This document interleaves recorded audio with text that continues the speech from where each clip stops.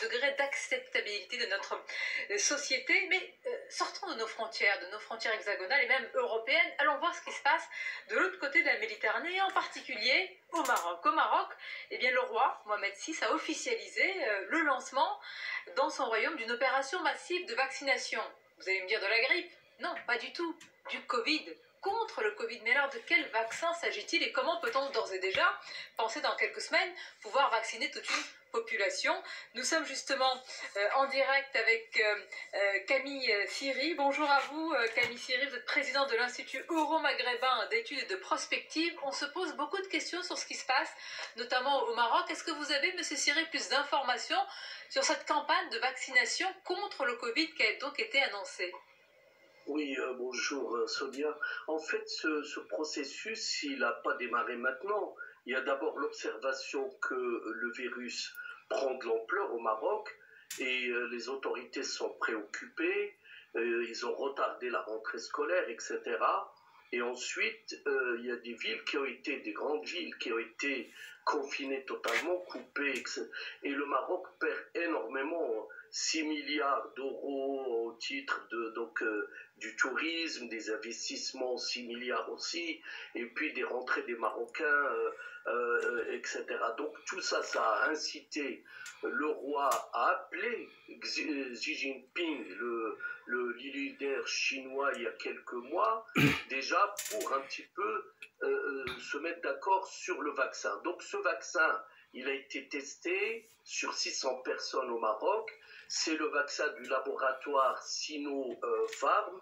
Et ce vaccin, il va être administré à 5 millions de Marocains sur la base d'une commande de 10 millions de vaccins d'ici la fin de l'année, mais il y aura d'autres. Donc, ils vont faire comme en France, c'est-à-dire les premiers prioritaires, ce sont le personnel médical, les forces de l'ordre, les personnes fragiles, les femmes enceintes, etc. Donc, ça concerne donc les 5 millions.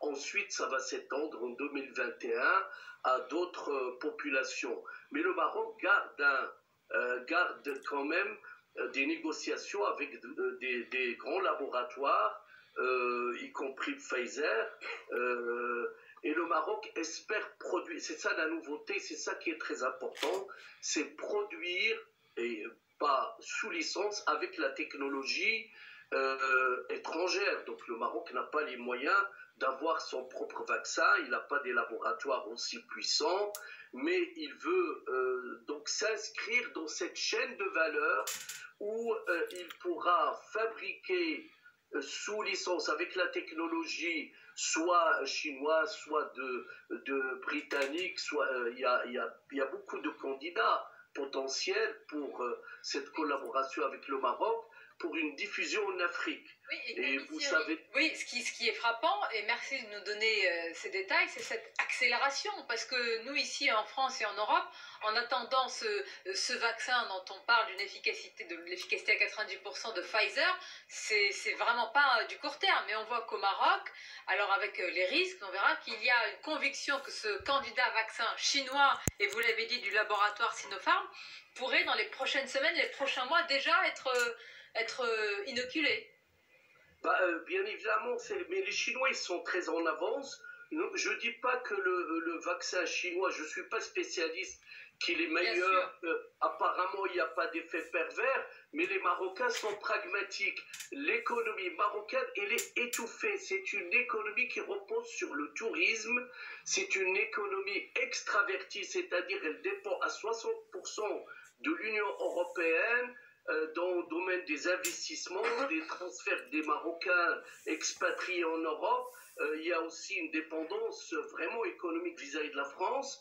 Mais tout ça, ça fait que le Maroc, s'il veut s'en sortir, il est obligé d'aller vite sur le vaccin, parce que ça peut débloquer la machine économique. La machine économique continue, mais dans certains secteurs, mais la pandémie gagne beaucoup de terrain. Il y a aussi de l'indiscipline, d'une population dont une partie vit dans l'informel, c'est-à-dire ils ont aucune garantie de ressources. Ils sont obligés d'aller faire leur commerce, d'aller vendre des produits sur les marchés de proximité. Mais ce qui serait intéressant, et c'est ça le point de vue, je pense, de l'Union européenne et de la France, contrairement aux États-Unis de Trump, les choses vont changer, c'est qu'il y ait une collaboration à l'échelle mondiale. Ça ne sert à rien que la pandémie s'arrête en Europe et aux États-Unis et continue en Afrique. Bien parce sûr. que la population bouge. Et nous sommes dans une économie interdépendante, c'est-à-dire qu'il y a des exportations, des mouvements de biens et services, mais aussi des mouvements de personnes. Et puis si on veut que Air France, que les compagnies aériennes commencent à décoller, à aller partout, qu'il y ait un retour à la vie normale, il faut passer par une généralisation. C'est de l'intérêt de tous, effectivement. C'est l'intérêt de tous, évidemment. Il faut poursuivre dans cette voie d'une collaboration. Après,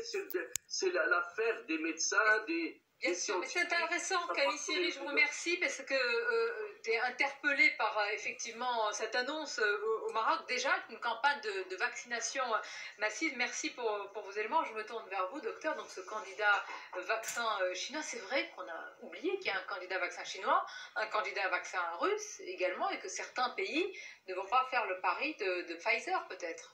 Non, puis on aura besoin de toutes les productions, de tous les laboratoires pour couvrir la population mondiale qui est susceptible d'être vaccinée. Mais première chose, c'est que, bon, le Maroc anticipe. Le Maroc anticipe, c'est très bien. Parce que prévoir déjà le plan de vaccination, parce qu'il n'a pas donné de date, c'est bien. Il faudrait qu'en France, on fasse aussi pareil, le plan de vaccination, qu'on commence à mettre sur pied les détails, parce que les détails sont comptes, hein. Le diable est dans les détails, comme on dit. Et deuxièmement, ce qui est inquiétant, peut-être pas uniquement au terme médical, c'est que la Chine est en train d'avoir une puissance mondiale qui se développe en Afrique, puisque j'ai bien compris que les vaccins chinois seront en contrepartie d'une production locale qui va irriguer l'Afrique dans sa totalité. Évidemment. Donc là, bon, alors ça va alimenter encore certaines thèses qui disent que les Chinois étant à l'origine de l'épidémie vont être aussi à l'origine d'être les pompiers de l'épidémie, donc c'est un petit peu inquiétant. Et je note ce que vous dites, hein. Alors évidemment, attention, parce que là, on parle d'une campagne de vaccination au Maroc avec ce candidat vaccin. Il y a des avantages, il y a des risques aussi. Donc ça, c'est chaque pays qui prend la responsabilité pour sa population. Mais je note que vous dites, attention, la politique de vaccination, ça se prépare dès maintenant. Alors les masques, c'est raté, ça c'est raté. Il ne faudrait pas que ça aussi, ce soit manqué, évidemment. Bien sûr, mais là, on voit bien que là... Ne faisons pas toute la liste. Mais ce monsieur, d'ailleurs, l'a parfaitement dit. Enfin, on voit que le pays est quand même pris à la gorge. Et ce qui peut se comprendre, hein, parce que quand le Maroc dépend en grande partie du tourisme. Et nous aussi, oui, bien sûr, bien sûr, mais il dépend beaucoup du tourisme, en effet, et donc ils essaient un peu d'anticiper les choses et d'essayer de colmater la situation comme ils le peuvent. Il y a quand même ce risque quand même sur les effets secondaires. C'est sûr. Donc il y a quand même aussi, ils ont une responsabilité, ils ont un devoir aussi de santé publique par rapport à leurs compatriotes. Oui. Donc, pas le risque de sentiment de soigner la population alors qu'on peut la mettre en danger. Exactement. Donc je mettrai juste un bémol là-dessus et attention, maintenant je retiens ce qui est quelque chose de très intéressant, c'est leur volonté d'être indépendant et d'avoir une production locale. Et ça c'est une très bonne chose parce que quand vous faisiez allusion à Pfizer notamment, l'Union européenne a commandé 300 doses, 300 millions de vaccins. On sait déjà que c'est pas suffisant.